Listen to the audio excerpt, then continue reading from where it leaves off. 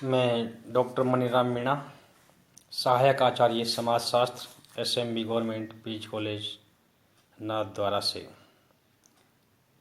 आज फिर एक बार दोबारा सभी छात्रों का नव सत्र में हार्दिक अभिनंदन और स्वागत। आज का हमारा जो टॉपिक है वह है ग्रामीण समाजशास्त्र का क्षेत्र। हमने आपको पिछले व्याख्यान में ग्रामीण समाजशास्त्र की अर्थ और परिभाषा के बारे में संपूर्ण जानकारी दी, जिसका मुझे आशा ही नहीं पूर्ण विश्वास है कि आपने भली भांति उसका अध्ययन किया होगा और काफ़ी हद तक आपके समझ में भी आया होगा। अब आगे हमें ग्रामीण समाजशास्त्र की अर्थ और परिभाषा के बाद में ग्रामीण समाजशास्त्र के क्षेत्र के बारे में अध्ययन करना, उसकी जानकारी के बारे में अध्ययन करना आवश्यक है।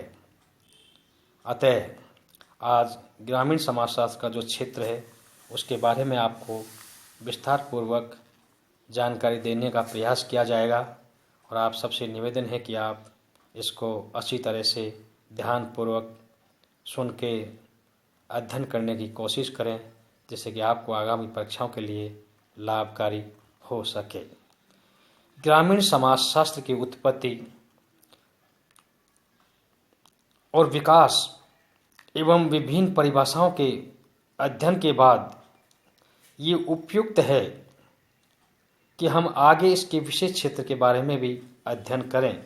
ग्रामीण समाजशास्त्र के क्षेत्र और संबंध के बारे में विद्वान स्मिथ और नेल्सन ने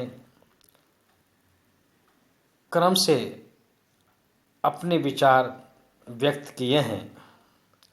स्मिथ के विचार में स्मिथ ने the sociology of rural life में ग्रामीण समाजशास्त्र के अध्ययन क्षेत्र को 3 भागों में वर्गीकृत करके स्पष्ट किया है।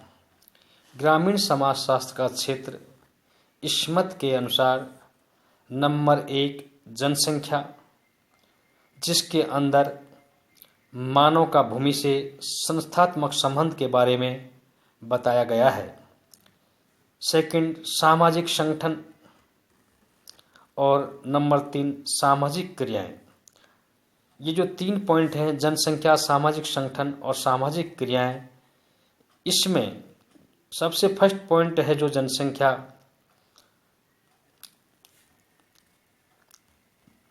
सेकंड है सामाजिक संगठन और नंबर 3 है सामाजिक क्रियाएं। इनमें से जो सामाजिक संगठन है उसको भी स्मिथ ने 3 भागों में प्रमुख रूप से वर्गीकृत किया है। मानव का भूमि से संबंध, सामाजिक शरीर रचना और प्रमुख सामाजिक संस्थाएं। इसी प्रकार सामाजिक क्रियाओं को भी स्मिथ ने 2 भागों में विभक्त किया है। नंबर 1 संगठनात्मक प्रक्रियाएं और सेकंड में है विघटनात्मक प्रक्रियाएं। अब हम आगे चल करके जो जनसंख्या का जो फर्स्ट पॉइंट है उसके बारे में विस्तार रूप से आपको जानकारी देने का प्रयास करेंगे। स्मिथ का कहना है कि ग्रामीण जीवन को समझने के लिए ग्रामीण जनसंख्या के अध्ययन के महत्व को देना चाहिए, क्योंकि ग्रामीण समाज और ग्रामीण जीवन ग्रामीण जनसंख्या के लक्षणों के ज्ञान पर आधारित होता है। इसलिए ग्रामीण जनसंख्या का वितरण, घनत्व, वहाँ की वृद्धि, शारीरिक और मानसिक जो विशेषताएं हैं, जनसंख्या का आगमन और निगमन आदि के बारे में महत्वपूर्ण से अध्ययन करना अति आवश्यक है। तभी जाके एक ग्रामीण समाज का अध्ययन उपयुक्त समझा जा सकता है और उस ग्रामीण समाज का संपूर्ण अध्ययन भी किया जा सकता है। सेकंड में है ग्रामीण सामाजिक संगठन। इसके अंतर्गत स्मिथ ने 3 प्रकार का अध्ययन इसमें सम्मिलित किया है। फर्स्ट में है मानव का भूमि से संस्थात्मक संबंध।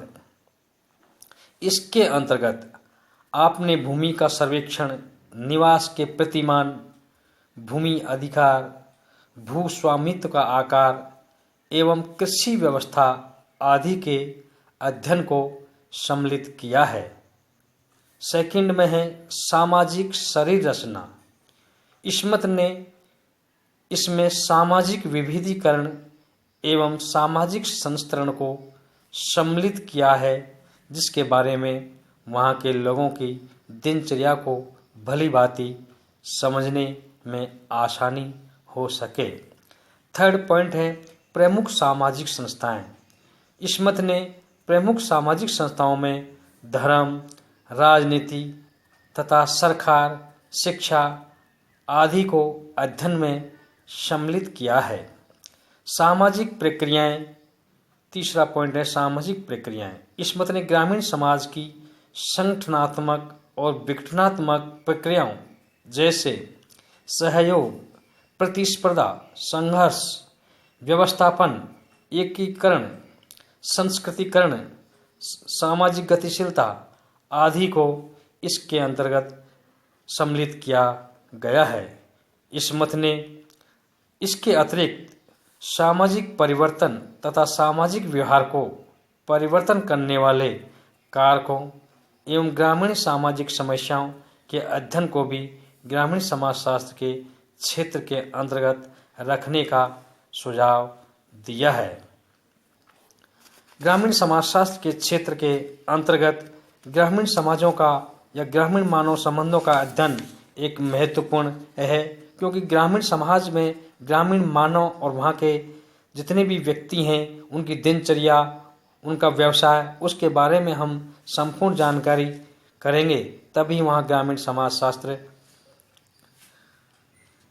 के अध्ययन की संपूर्ण जानकारी प्राप्त हो सकती है। और आगे आपको इस ग्रामीण समाजशास्त्र के क्षेत्र के बारे में अगले व्याख्यान में आपको विस्तार पूर्वक से और अधिक जानकारी देने का प्रयास किया जाएगा। धन्यवाद। थैंक्स।